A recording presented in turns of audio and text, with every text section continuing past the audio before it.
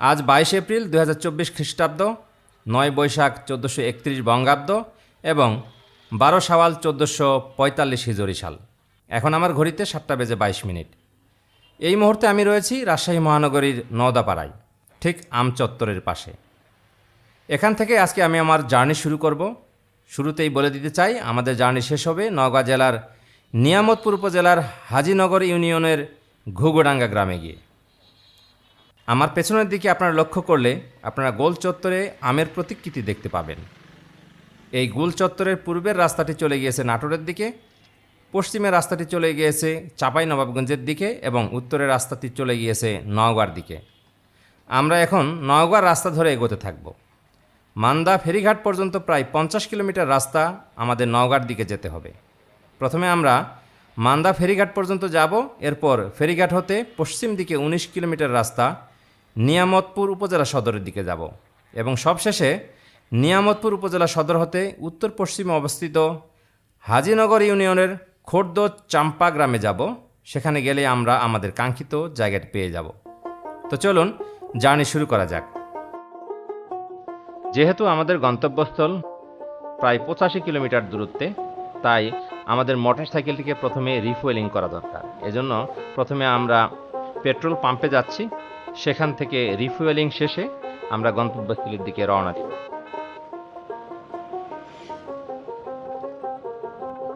পথিমধ্যে কোনো গুরুত্বপূর্ণ স্থাপনা বা স্থান দেখতে পেলে সেখানে থামবো এবং সে বিষয়ে কথাও বলবো। আমরা আমাদের গন্তব্যস্থলের রাস্তা গুগল ম্যাপে এক নজরে দেখে নিই। এতে ভুলে অন্যদিকে চলে যাওয়ার সম্ভাবনা থাকবে না। আপনাদের সময় এবং অর্থ দুটি বেঁচে যাবে।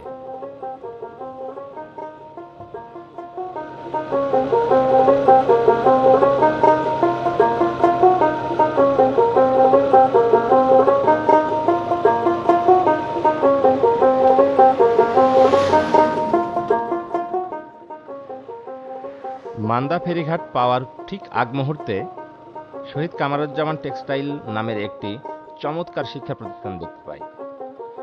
প্রতিষ্ঠানের সৌন্দর্যতা আমাকে মুগ্ধ করেছে, তাই আপনাদের সাথেও শেয়ার করলাম।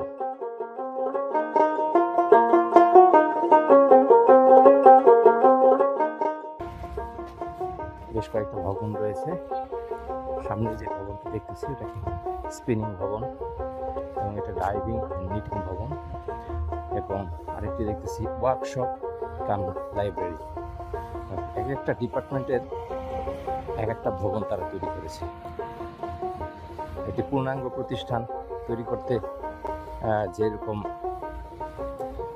অবকাঠামোগত প্রয়োজন,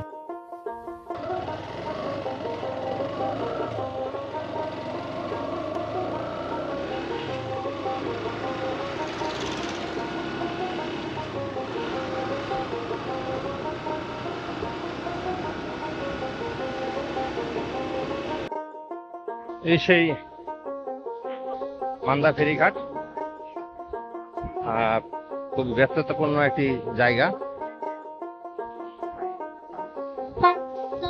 জায়গাটি ফেরিঘাট হিসাবে পরিচিত হলেও এখন এখানে একটি পূর্ণাঙ্গ ব্রিজ রয়েছে। এখন যে কোনো যানবাহনে এর উপর দিয়ে সহজেই পার হয়ে যেতে পারে। তো এক সময় এই জায়গাটিতে এই ব্রিজটি ছিল না। এক সময় এখানে ফেরি চলাচল করতো। আপনারা দেখছেন যে নদীটি, আসলে নদীতে পানি না থাকার কারণে ফেরি অনেক আগেই বন্ধ হয়ে গেছে। আর আধুনিক যোগাযোগ ব্যবস্থা আসলে ফেরি একটি দুর্বলতা। আপনারা দেখতে পাচ্ছেন যে নদীটি প্রায় মৃত, প্রায় পানি নেই বললেই চলে। ছোট ছোট ছোট একটি ডিঙি নৌকা দেখা যাচ্ছে, দূরেও কিছু নৌকা দেখা যাচ্ছে। মূলত এগুলো মাছ ধরার কাজে ব্যবহৃত হয়। আত্রাই নদীর উপরেই এই ব্রিজটি নির্মাণ করা হয়েছে। আত্রাই এমন একটি নদী যা বাংলাদেশের জলসীমায় এর উৎপত্তি এবং বাংলাদেশের জলসীমায় এটির সমাপ্তি ঘটেছে এবং চলন বিলে এটি একে বেঁকে বিভিন্ন জায়গায় চলে গিয়েছে। হোটেলে নাস্তা গ্রহণ শেষে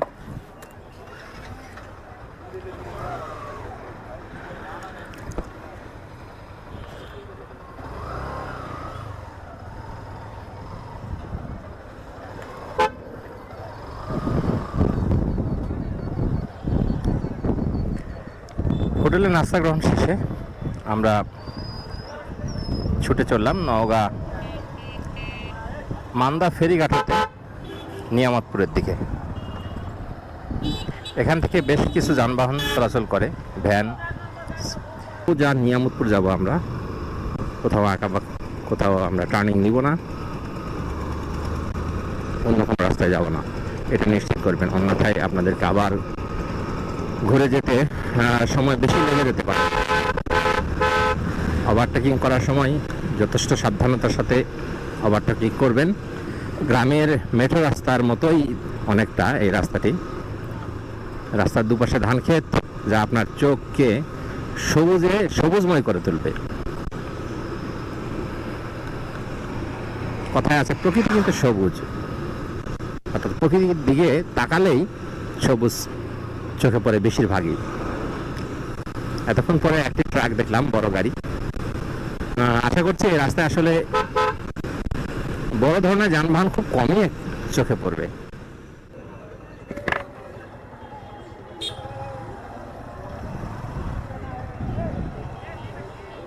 এই ঘুঘুডাঙ্গা রোড কোনটা? কত কিলো এখান থেকে? 14 কিলো। এই জায়গার নাম তিন মাথার মোড়, নিয়ামতপুর তিন মাথার মোড়। 14 কিলো হবে না? একই রাস্তা না? এখান থেকে কত দূর যাব? এই রাস্তা ধরে এই রাস্তা কত দূর? 5 কিলো আগে যাব, তারপরে বামে যাব। ব্রিজের ওই জায়গাটার নাম কি? না ওই ব্রিজ হ্যাঁ, কি নাম? জিএলবি বাজার। আচ্ছা, ঠিক আছে, ধন্যবাদ। নিয়ামতপুর তিন মাথার মোড় থেকে আমরা সোজাই যাচ্ছি, কারণ আমরা মোড় নিতাম মূল রাস্তাটা। আমরা মূল রাস্তা থেকে এখন বের হয়ে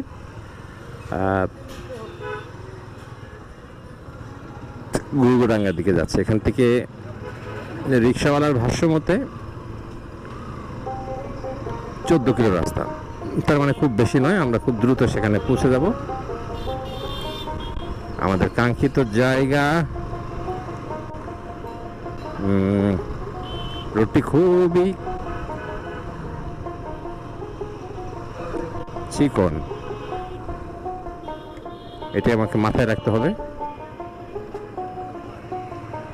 এই রোডটির নাম বীর মুক্তিযোদ্ধা সাধনচন্দ্র মজুমদার সড়ক এবং Z6852 শিবপুরের রাস্তা। এখান থেকে শিবপুর 16 কিলোমিটার। চালকের হাতে মোবাইল ফোন, মৃত্যু ঝুঁকিতে সবার জীবন, সুন্দর একটি স্লোগান লিখেছে। এখানে দেখতেছি নিয়ামতপুর ইসলামী আলিয়া মাদ্রাসা, ডান পাশে মাদ্রাসাটি।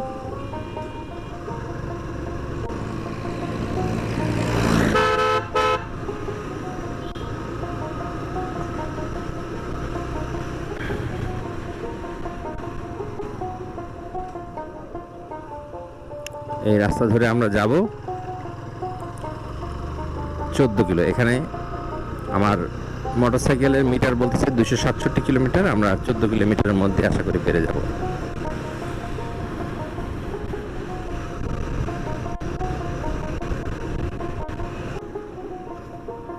রাস্তার মধ্যে বালি ফেলে রেখেছে, যেটা একদমই অনুচিত কাজ। এই বালিতে কোনো বাইক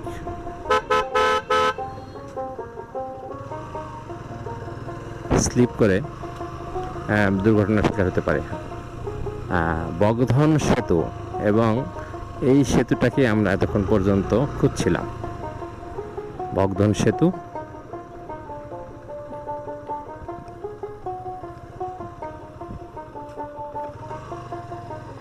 এই সেতুর পাশ দিয়েই বলছিল যে রাস্তা বেরিয়ে গেছে, এবং এটি হবে ঘুঘুডাঙ্গা ব্রিজ।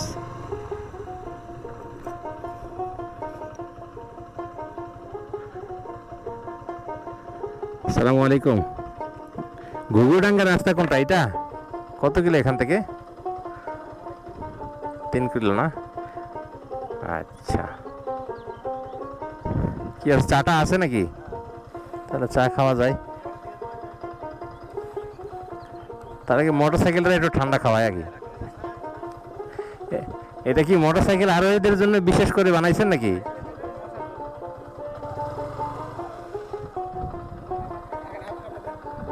না, এই জায়গাটা নরম। হ্যাঁ,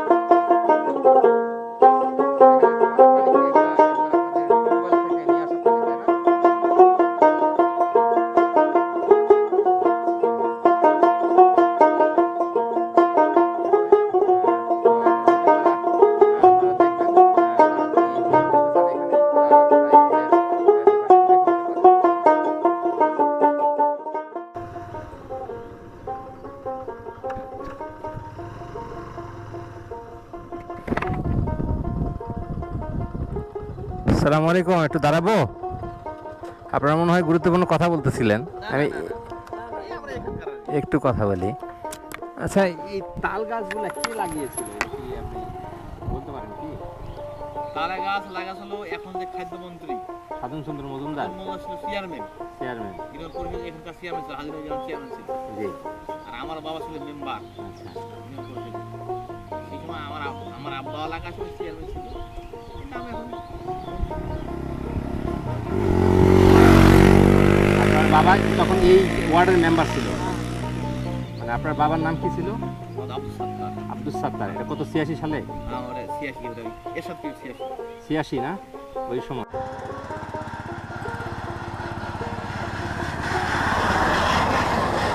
তাল বাগানে তালের সাম্রাজ্য শুরু হয়েছে এখান থেকে। এছাড়া বজ্রপাতের ক্ষয়ক্ষতি কমিয়ে আনতে তালগাছের বিকল্প নেই। তাই এখনও বিভিন্ন সড়কের ও বাড়ির পাশে লাগানো হচ্ছে তালগাছ।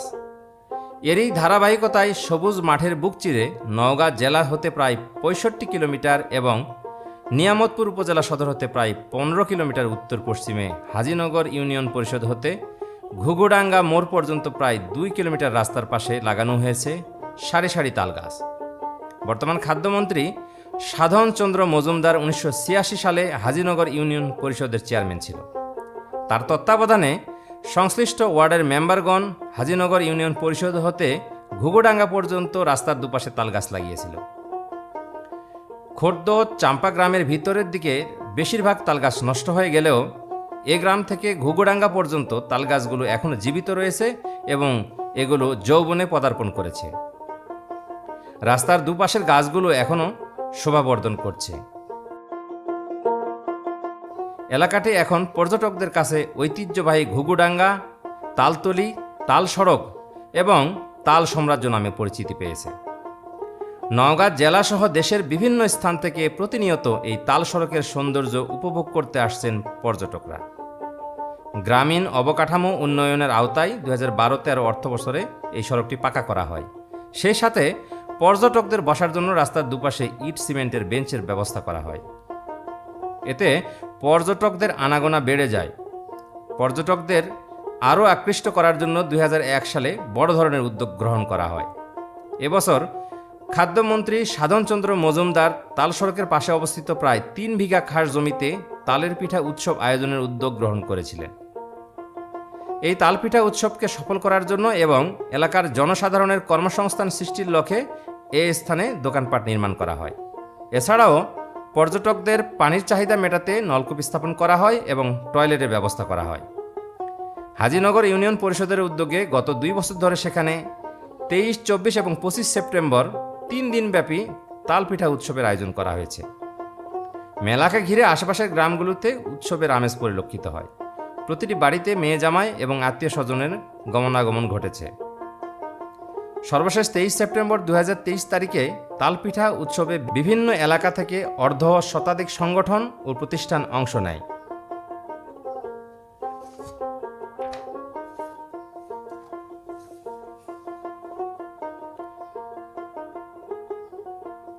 প্রতিটি বাড়িতে মেয়ে জামাই ও স্বজনদের আগমন ঘটেছে। সর্বশেষ 23 সেপ্টেম্বর 2023 তারিখে তাল পিঠা উৎসবে বিভিন্ন এলাকা থেকে অর্ধ শতাধিক সংগঠন ও প্রতিষ্ঠান অংশ নেয়। উৎসবের আয়োজন যেমন ব্যাপক, তেমনি পিঠার সম্ভারও ছিল বৈচিত্র্যময়। প্রায় 30 ধরনের তাল পিঠা ছাড়াও বিভিন্ন উপকরণ দিয়ে বানানো অর্ধ শতাধিক রকমের পিঠা আসে উৎসবে। পাকান, পুলিসহ সচরাচর যেসব পিঠা দোকানে পাওয়া যায় সেগুলি ছাড়াও ছিল হৃদয়হরণ, ঝিনুক পিঠা, তালের কেক, তালের ফুলঝুরি, পাখির বাসা, তালের মাংস, সিংড়া সহ বিচিত্র সব পিঠা। ক্লান্ত পথিক এ সড়ক দিয়ে যাওয়ার সময় গাছের ছায়ায় এক অন্যরকম প্রশান্তি অনুভব করে। সড়কের দুই পাশে দেখা মিলবে সবুজ ফসলের ক্ষেত, যা আপনার নয়নকে জুড়িয়ে দেবে। এটি একদিকে যেমন পরিবেশের ভারসাম্য রক্ষা করছে, অন্যদিকে এই জায়গাটি পর্যটকদের কাছে বিনোদন কেন্দ্র হিসেবে পরিণত হয়েছে। নির্মল বাতাস আর তাল গাছের সৌন্দর্য উপভোগ করতে প্রতিদিনই দূর দূরান্ত থেকে আসছেন বিনোদন প্রেমীরা।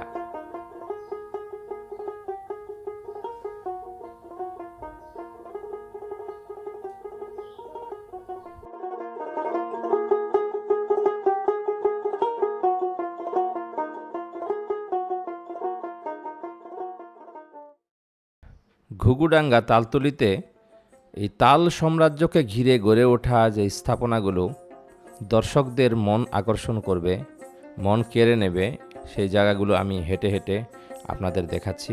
আপনারা আমাদের সাথেই থাকুন।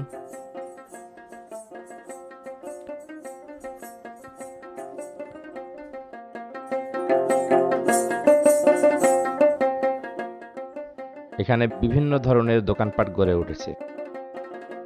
বাচ্চাদের জন্য খেলনা, খাবারের দোকান, রকমারি ঝাল মশলার দোকান, বিভিন্ন ধরনের ভাজা পোড়ার দোকান, এমনকি যারা দুপুরের আহার করতে চান তাদের জন্য এখানে হোটেল রয়েছে। আপনারা এখানে এসে দুপুর, রাত এবং সকালের নাস্তা খেতে। তো আমরা পুরো এলাকাটি ধীরে ধীরে ঘুরে আপনাদের দেখাচ্ছি। আপনারা আমাদের সাথে থাকুন।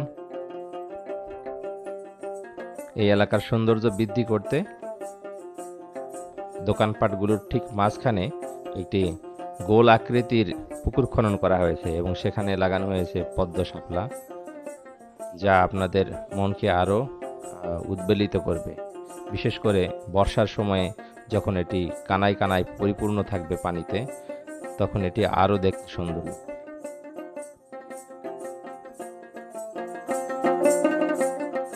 প্রায় 3 বিঘা জায়গা নিয়ে এই স্থাপনাটি নির্মাণ করেছেন খাদ্য মন্ত্রণালয়ের মাননীয় মন্ত্রী সাধন চন্দ্র মজুমদার। তিনি প্রায় 3 বিঘা খাস জমিতে এই স্থানটি নির্মাণ করেছেন। এরই পাশে প্রায় 10 বিঘা জমি রয়েছে, এগুলোও খাস জমি। দর্শকদের চাহিদা আনাগোনা বৃদ্ধি পেলে এই পাশেও এগুলো পূরণ করে আরও বড় ধরনের প্রজেক্ট হাতে নেবেন বলে আমরা জানতে পেরেছি।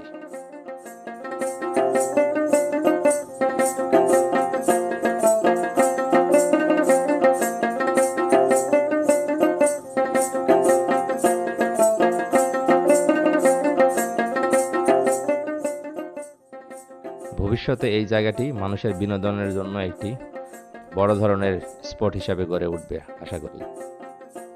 চলুন আস্তে আস্তে আমরা দেখতে থাকি।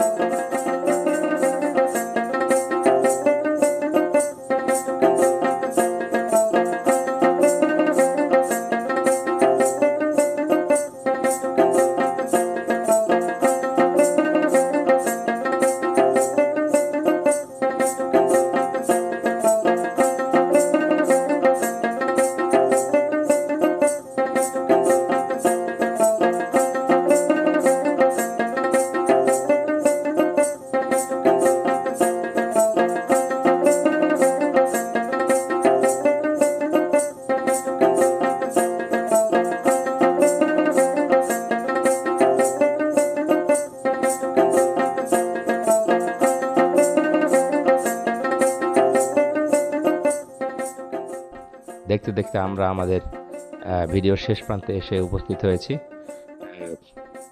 আমরা এখন ফিরে যাব আমাদের বাড়ির উদ্দেশ্যে। যাওয়ার পথে আপনাদেরকে আরও কিছু দৃশ্য দেখাবো, আপনারা আমাদের সাথেই থাকুন।